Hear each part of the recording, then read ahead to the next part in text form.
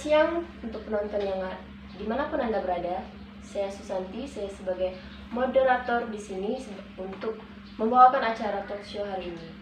Talk show hari ini akan membahas tentang standar proses pasal 37 PP nomor 57 tahun 2021. Di sini telah hadir dua narasumber kita, yaitu yang narasumber pertama yaitu Noviana Francisca. Selamat siang. Siang. Narasumber kedua yaitu Paulinus. Selamat siang. Siang. Tidak lupa juga di sini sudah ada notulen kita yaitu Gilang. Selamat siang. Siang. Baik, kita akan mendengar dari para narasumber kita pada siang hari ini tentang standar proses pasal 37 PP nomor 57 tahun 2021. Di sini saya sudah menyiapkan beberapa pertanyaan untuk kedua narasumber, yaitu yang pertama, menurut pandangan Anda, standar nasional pendidikan PP nomor 57 tahun 2021 adalah? Menurut saya, standar nasional pendidikan adalah kriteria minimal tentang sistem pendidikan di seluruh negara kesatuan Republik Indonesia. Peraturan yang mengatur standar nasional pendidikan sudah beberapa kali mengalami perubahan, dan standar nasional pendidikan digunakan pada pendidikan yang diselenggarakan oleh pemerintah pusat, pemerintah daerah, dan masyarakat. Jadi, jalur pendidikan formal, jalur pendidikan non-formal, dan jalur pendidikan informal. Jalur pendidikan informal adalah pendidikan tinggi, jalur pendidikan non-formal adalah pendidikan anak usia dini non-formal, dan pendidikan kesetaraan. Dan standar nasional pendidikan digunakan sebagai acuan pengembangan kurikulum dan penyelenggaraan pendidikan untuk mewujudkan tujuan pendidikan nasional. Bagaimana tanggapan Anda tentang apa yang sudah disampaikan dari narasumber yang pertama? Menurut tanggapan saya ini, standar nasional pendidikan disempurnakan secara terencana, terarah, dan berkelanjutan untuk meningkatkan mutu pendidikan sesuai dengan tuntutan perubahan kehidupan lokal, nasional, dan global. Standar nasional pendidikan dalam PP Peraturan Pemerintah 57 2021 tentang standar pendidikan nasional mencakup standar kompetensi lulusan, standar isi, standar proses, standar penilaian pendidikan, standar tenaga kependidikan, dan standar sarana dan prasarana, standar pengelolaan, dan standar pembiayaan. Itu menurut pandangan saya. Baik, terima kasih. Kemudian, menurut pandangan Anda, standar proses pada Peraturan Pemerintah Nomor 57 Tahun 2021 itu bagaimana? Baik, terima kasih kepada moderator. Saya akan langsung menjawab. Menurut saya, standar proses merupakan kriteria minimal proses pembelajaran berdasarkan jalur, jenjang, dan jenis pendidikan untuk mencapai standar kompetensi lulusan. Sehingga pada ayat 1 adanya perencanaan pembelajaran, pelaksanaan pembelajaran, dan penilaian proses pembelajaran. Pada pasal 10 ayat 2, capaian pembelajaran yang menjadi tujuan belajar dari suatu unit pembelajaran, yaitu cara untuk mencapai tujuan belajar dan cara menilai ketercapaian tujuan belajar. Baik, bagaimana tanggapan menurut Anda? Menurut saya tentang pandangan proses pada PP nomor 57 tahun 2001, yaitu untuk meningkatkan interaktif, inspiratif, menyenangkan, menantang, motivasi peserta didik untuk berpartisipasi aktif dan memberikan ruang yang cukup bagi prakarsa, kreativitas, kemandirian sesuai dengan bakat, minat, dan perkembangan fisik serta psikologis peserta didik.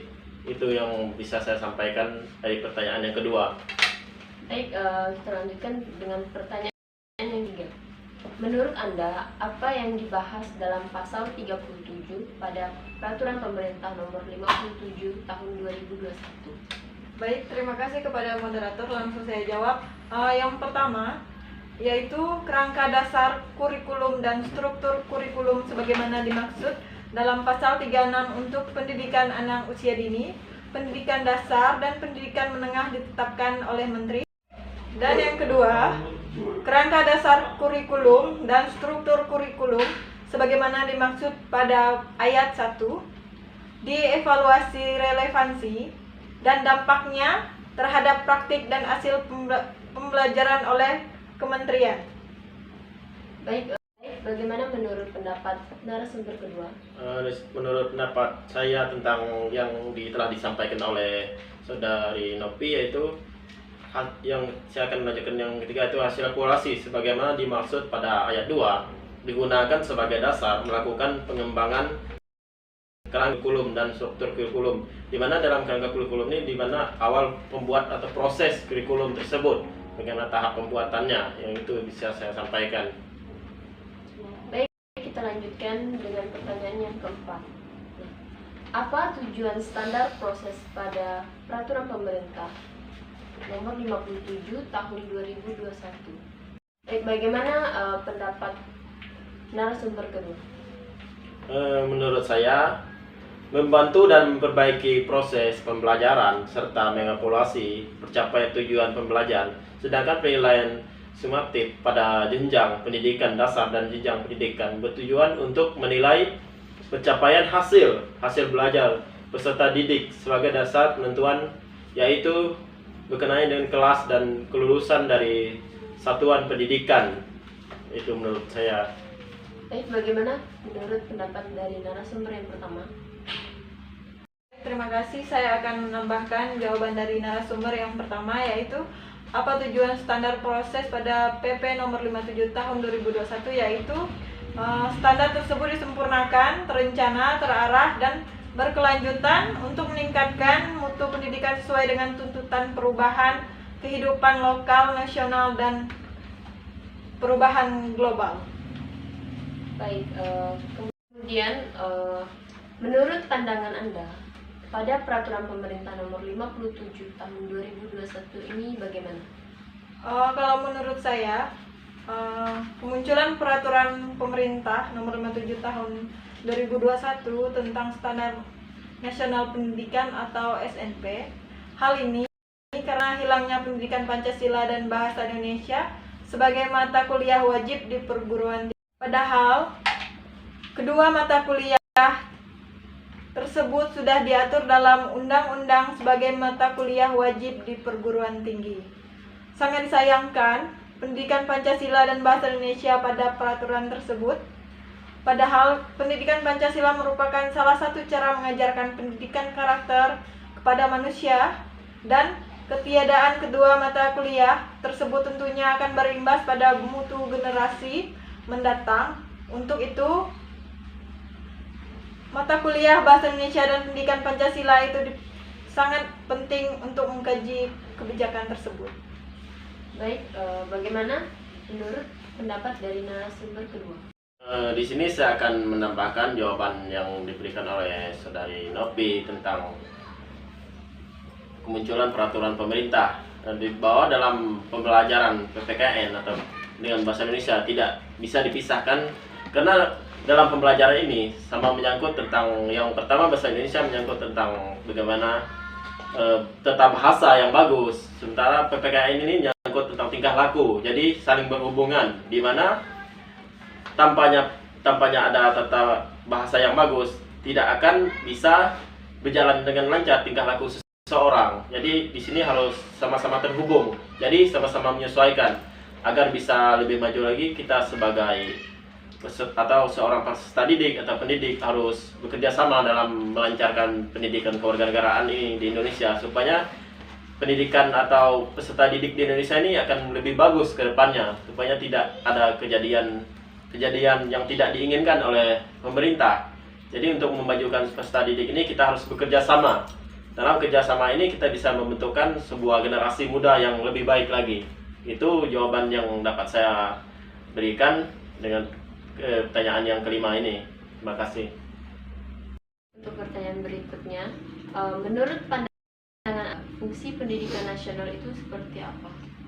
Baik, terima kasih kepada moderator. Langsung saya jawab. Fungsi pendidikan nasional itu untuk mencerdaskan kehidupan bangsa melalui pengembangan potensi setiap warga negara tanpa kecuali. Pendidikan nasional yang bermutu merupakan fondasi pembangunan sumber daya manusia yang unggul dan mampu secara proaktif menjawab tantangan zaman yang terus berubah. Untuk mewujudkan sistem pendidikan nasional yang bermutu, diperlukan standar nasional pendidikan yang menjadi pedoman dasar bagi penyelenggara pendidikan. Standar nasional pendidikan meliputi kriteria minimal tentang berbagai aspek pendidikan yang harus dipenuhi oleh penyelenggara dan satuan pendidikan. Selanjutnya, sebagai pedoman dasar standar nasional pendidikan perlu secara berkala ditinjau kesesuaiannya dengan perkembangan ilmu pengetahuan, teknologi, serta tantangan zaman yang berubah melalui penyempurnaan substansi pengaturan. Selanjutnya, penyempurnaan tersebut dimaksudkan agar standar nasional pendidikan tetap mutakhir dan relevan, sehingga dapat mendukung akselerasi pendidikan mutu sistem pendidikan dan pembangunan sumber daya manusia Indonesia. Beberapa hal yang menjadi pokok penyempurnaan pengaturan dilakukan terhadap susunan standar nasional pendidikan, kurikulum, evaluasi, serta peserta didik dan evaluasi sistem pendidikan oleh pemerintah pusat, pemerintah daerah, dan lembaga mandiri. Selanjutnya, penyempurnaan pengaturan mengenai susunan standar nasional pendidikan menempatkan standar kompetensi lulusan sebagai standar yang pertama. Hal ini dimaksudkan untuk menandakan pergeseran orientasi dari pendidikan yang berbasis isi menjadi pendidikan yang berbasis kompetensi. Pengembangan kompetensi peserta didik menjadi tujuan utama yang perlu didukung melalui pemenuhan komponen-komponen lain dari standar nasional pendidikan. Makna kompetensi juga dirumuskan ulang untuk menegaskan sifat terintegrasi dari ranah sikap, pengetahuan, dan keterampilan. Baik, bagaimana menurut pendapat dari narasumber kedua? Menurut pendapat saya, penyempurnaan pengaturan mengenai kurikulum dilakukan untuk landasan bagi upaya penyederhanaan kurikulum nasional yang lebih berorientasi pada pengembangan kompetensi, kerangka dasar, dan struktur kurikulum di tingkat nasional dibuat menjadi lebih sederhana. Satuan pendidikan kembali diberi kewenangan penuh untuk mengembangkan kurikulum tingkat satuan pendidikan untuk mengakomodasi keragaman kondisi dan kebutuhan, di mana dalam kurikulum ini dibutuhkan penyempurnaan kurikulum, di mana di tiap kurikulum ada pergantian kurikulum. Jadi pergantian kurikulum ini menyesuaikan bagaimana proses pendidikan dari kurikulum utama sampai kurikulum selanjutnya. Jadi di sini ada perlu perubahan menyesuaikan bagaimana proses pendidikan tersebut. Apakah seandainya kurikulum yang dulu pada zaman sekarang tidak mungkin sesuai dengan pada saat ini. Jadi perlunya ada penyempurnaan atau pembuatan kurikulum baru.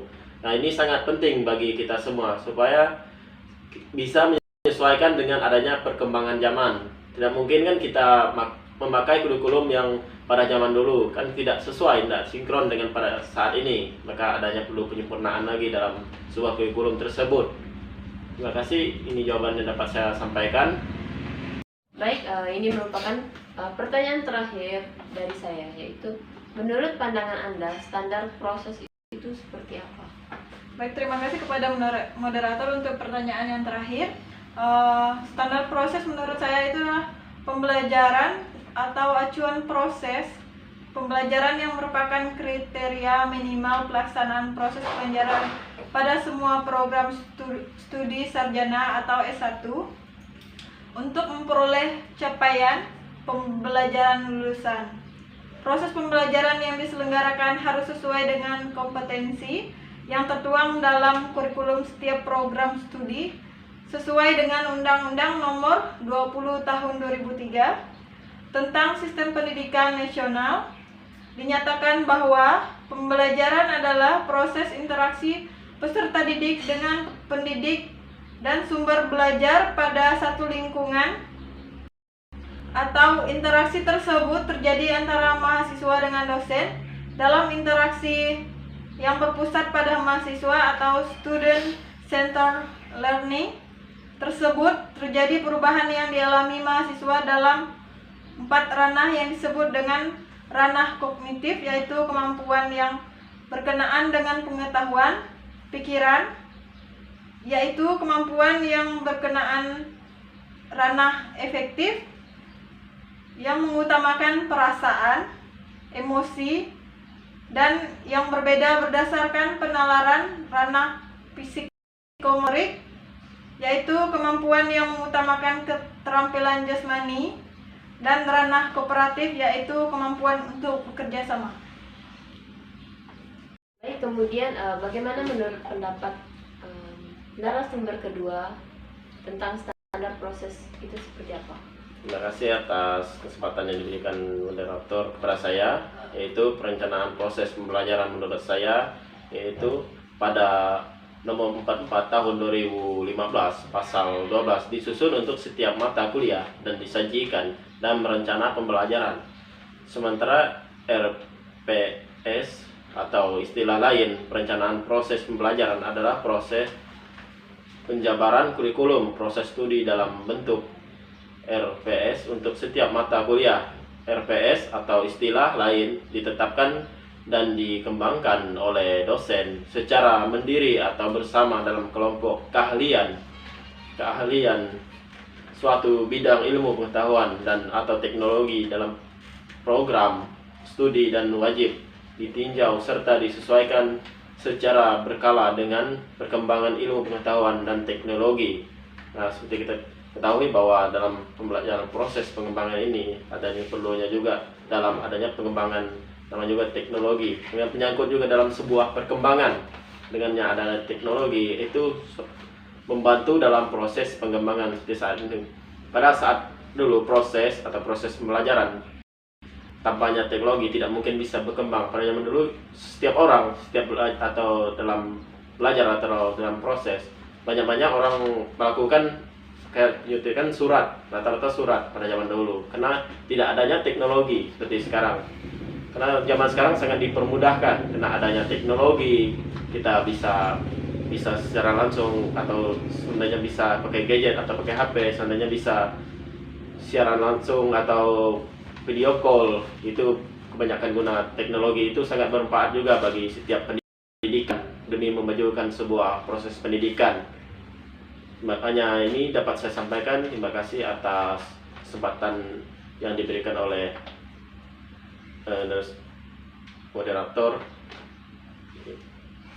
Baiklah, para pemirsa dan penonton yang dimanapun Anda berada, kiranya tuntas sudah acara perbincangan kita tentang standar proses pasal 37 PP nomor 57 tahun 2021.